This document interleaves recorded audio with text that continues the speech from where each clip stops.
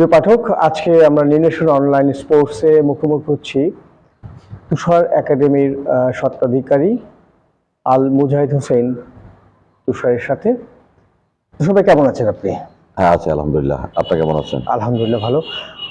আপনার এই নরসিংদীতে আমরা আসলাম নির্দেশন স্পোর্টস থেকে আপনার তুষার একাডেমি সম্পর্কে জানার জন্য।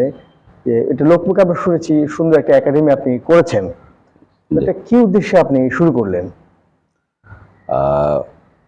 অনেকটা ফুটবলের প্রতি ভালোবাসা থেকে এবং বর্তমান প্রজন্মকে কিছুটা মাদক থেকে ফিরিয়ে মাঠমুখী করার সেজন্য এবং বাংলাদেশ ক্রীড়াঙ্গনে কিছুটা হলো আমার জায়গা থেকে কিছুটা অবদান রাখার যে ইচ্ছা, খেলাধুলার প্রতি যে ভালোবাসা, সেই ভালোবাসা থেকে এই ইচ্ছা, সেইখানে আমি আমার জায়গা থেকে কিছুটা চাচ্ছি যে বাংলাদেশের ক্রীড়াঙ্গনের জন্য কিছুটা করার। সেই তাগিদ থেকেই তুষার একাডেমির সৃষ্টি। মানে আমার যে তুষার একাডেমি, এটা এখানে বয়স ভিত্তিকভাবে আমার এই একাডেমিটা করার উদ্যোগ গ্রহণ করা হয়েছে। এখানে আন্ডার 10 এবং আন্ডার 14 এই দুইটা এজেড প্লেয়ারদেরকে নিয়ে আমার এখানে একাডেমি সূচনা শুরু হয়েছে। ফুটবল একাডেমি আমি শুরু করেছি ফুটবল দিয়ে। দেখবেন আমার যে একাডেমির নামটা, এটা কিন্তু তুষার ফুটবল একাডেমি না, তুষার একাডেমি। নির্দিষ্ট কোনো গেম দিয়ে কিন্তু এটাকে আমি লিমিট করি নাই, এটা ওপেন যে তুষার একাডেমি। এখন এটা ফুটবল নিয়ে কাজ শুরু করেছে, আগামী দিনে ক্রিকেট সহ অন্যান্য ক্রীড়ার হয়তো আমার একাডেমির মধ্যে সম্পৃক্ত আমি করব। তো আমি নিজে একজন ফুটবলার ছিলাম, খেলাধুলার প্রতি আমার একটা ভালোবাসা ভালো লাগা আছে। সেই বাংলাদেশের ফুটবল অঙ্গনে যদি আমার জায়গা থেকে আমি কিছুটাও করতে পারি, আমার একটা প্লেয়ার যদি ঢাকার মাঠে ভালো খেলতে পারে, তো মনে হবে যে এটা আমার জন্য সার্থক। তো আমি মনে করি যে আজকের যে উদ্যোগটা আমি গ্রহণ করেছি তুষার একাডেমি, এরকম বাংলাদেশে আরো কিছু একাডেমি আছে। তো প্রত্যেকটা জনপ্রতিনিধি, আমি একজন মেয়র, সেই হিসাবে একটা একাডেমি চালানোটা একটা সাধারণ মানুষের চেয়ে একটা জনপ্রতিনিধির দ্বারা একটু সহজ।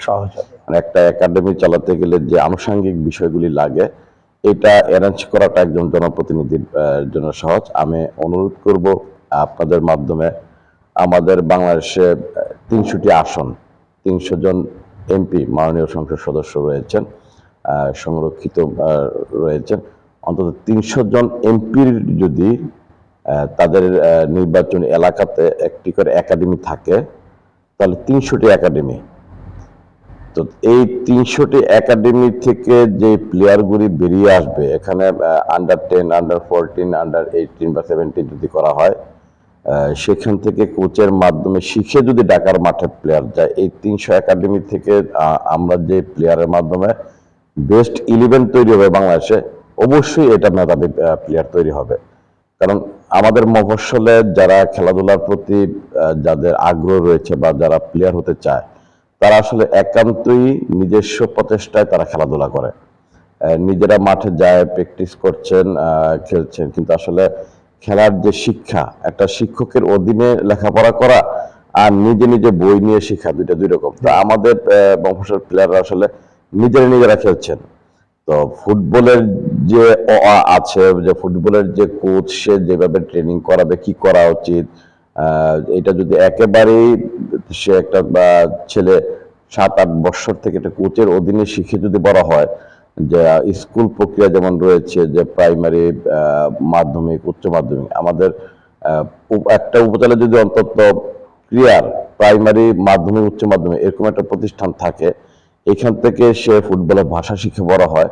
তো এরকম 300টি আসনে যদি 300টি এরকম ফুটবলের স্কুল থাকে, প্রাইমারি, মাধ্যমিক, উচ্চ মাধ্যমিক অন্তত একটি করে, তাহলে আমার মনে হয় এখান থেকে যে স্টুডেন্টরা বের হবে, তারা বাংলাদেশের যখন প্রতিনিধিত্ব করবে বা তাদের সমন্বয়ে যখন একটা বেস্ট 11 তৈরি হবে, বাংলাদেশকে ক্রীড়াঙ্গনে অনেকটুকু এগিয়ে নিয়ে যাবে। আমি আমার জায়গা থেকে শুরু করেছি যে আমি একজন মেয়র, আমরা জানি যে ব্যারিস্টার সুমন, তার একটা একাডেমি রয়েছে।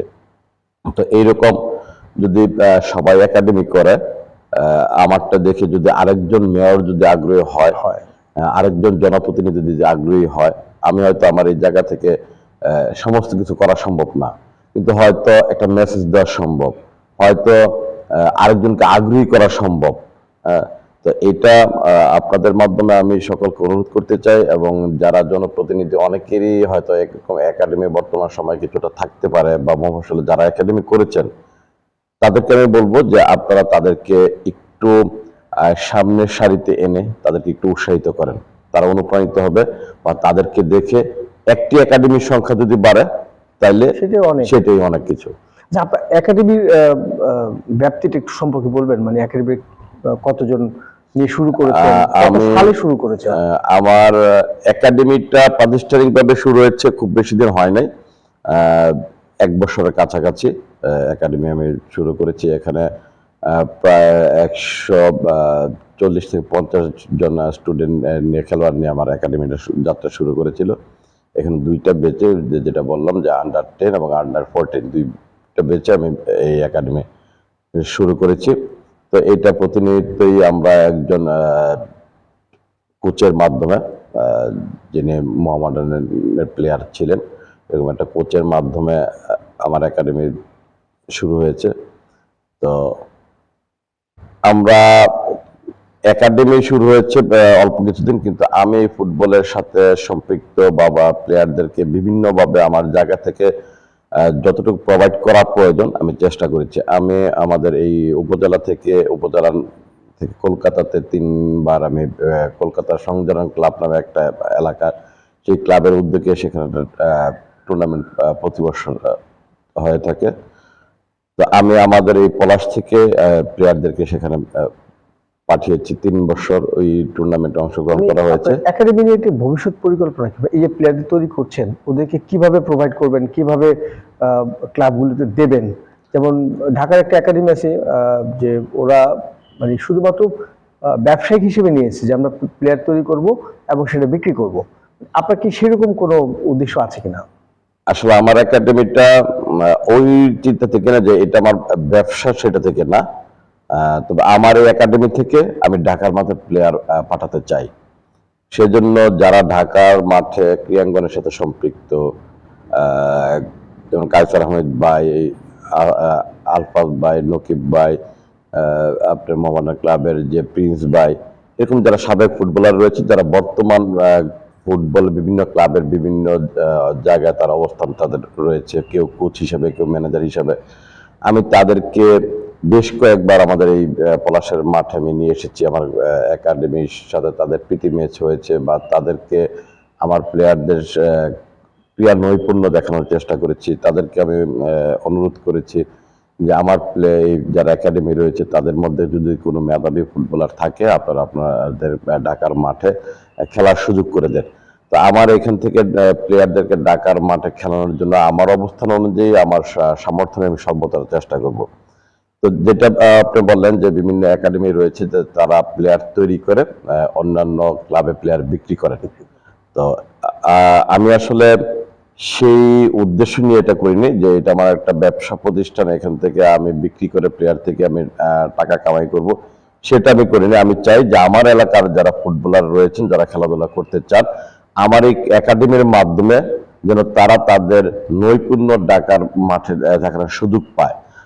তো আমি যেমন এই একাডেমিতে যারা প্র্যাকটিস করছেন, যারা শিখছেন, তাদের কাছ থেকে কিন্তু আমরা 1 টাকাও নেইনি, একেবারেই ফ্রি তাদেরকে আমরা ট্রেনিং করাচ্ছি। ওদেরকে আবাসিক না, আবাসিক যেহেতু আমার এই এলাকারই প্লেয়ার, তো তাদের আবাসিকের প্রয়োজনে তারা বাড়ি থেকে কখন প্র্যাকটিস করে? তারা বিকেলবেলা করে, বিকেলবেলা প্র্যাকটিস করে। কি কি সুযোগ সুবিধা দিচ্ছেন আপনার একাডেমিতে এই সব খেলোয়াড়দেরকে? আমি প্লেয়ারদেরকে প্রথমত যেটা হচ্ছে একটা কোচ তারা পাচ্ছেন। আমি তাদেরকে অনেক আছে যে অর্থনৈতিকভাবে দুর্বল, তারা হয়তো একজন প্লেয়ারের যে ইকুইপমেন্টগুলি প্রয়োজন, সরঞ্জামগুলি প্রয়োজন, তাদের সেটা সংগ্রহ করাটা অনেক কষ্ট হচ্ছে। আমি তাদেরকে সেটা প্রোভাইড করছি।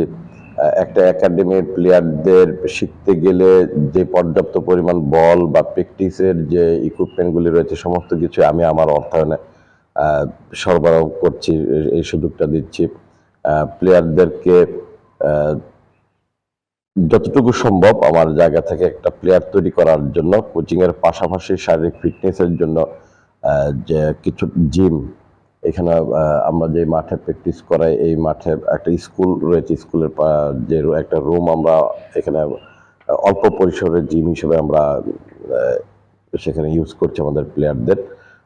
এবং এখানে ফিজিক্যালি এবং আপনার থিওরিটিক্যাল যেটা এই ক্লাসটা কিন্তু আমরা সপ্তাহে একটা সেশন আমরা রাখি, যে প্র্যাকটিস শেষে যে আমরা অন্তত তাদেরকে একটা ব্রিফ করানো।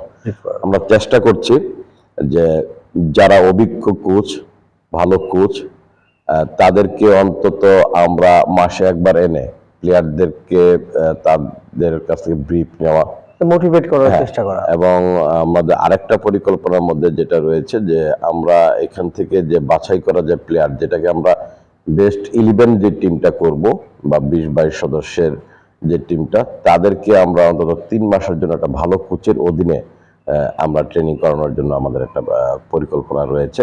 যে আমরা 2টা কোচের মাধ্যমে, একজন হয়তো প্রাথমিকভাবে তাদেরকে তৈরি করা, পরবর্তীতে তাদেরকে একেবারেই একটা ভালো কোচের অধীনে দিয়ে ফুটবলের যে কোচিং এর পরিপূর্ণতা লাভ করানোর জন্য আমরা চেষ্টা করে যাচ্ছি। তো সমস্ত কিছুই কিন্তু এখনো পর্যন্ত আমরা একাডেমির আমাদের মাধ্যমে, আমার অর্থের মাধ্যমে এটা পরিচালিত হচ্ছে। আমরা কিন্তু কোনো প্লেয়ারদের কাছ থেকে এখনো কোনো টাকা দেইনি, তাদের সর্বোচ্চটাই আমরা দেওয়ার চেষ্টা করছি।